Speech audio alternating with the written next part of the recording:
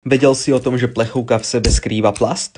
Dnešný experiment bude na tému, ako si chemik otvára plechovku po tretíkrát.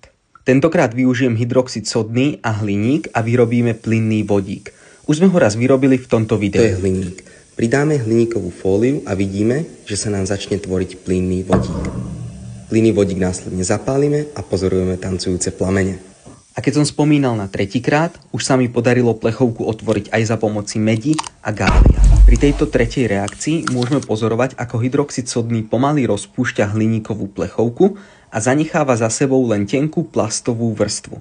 Každá plechovka má v sebe takúto plastovú vrstvu a slúži na to, aby obsah plechovky nereagoval práve s hliníkom.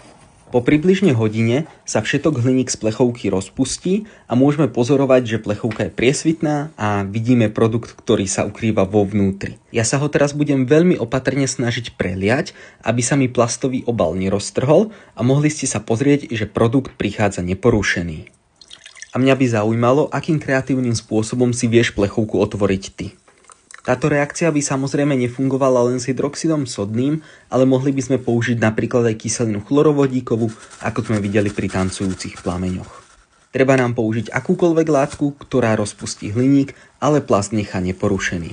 Môžete vidieť, že táto plastová vrstva je veľmi krehká a tenká, ale tento produkt by som neodporúčal piť.